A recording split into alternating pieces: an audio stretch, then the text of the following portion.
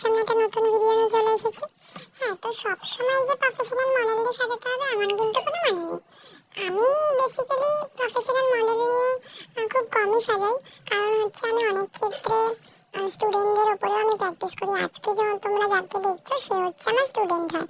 তো আমি অনেকদিন ধরে মারাঠি লুক করার ইচ্ছে ছিল, তো ভাবলাম যে ওর ফেসে করা যায়, ক্লাসের ডেমনস্ট্রেশন বলো বা কোনো ফটোশ্যুট।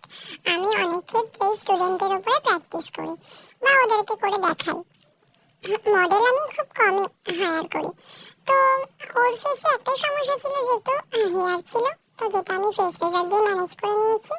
আর দ্বিতীয় হচ্ছে আইব্রোর একটা ব্যাপার ছিল, তো সেটাকেও আমি কোনো রকম ভাবে ম্যানেজ করে নিয়েছি। এবার মেন ব্যাপারটা হচ্ছে পুরো লুকটাকে আমি সমস্ত কিছু করে তারপরে গিয়ে কমপ্লিট করেছি। আর ওর ফেসে খুবই ভালো লাগছিল, তোমরা দেখতেই পাবে অনেকই ফ্ললেস হয়েছিল।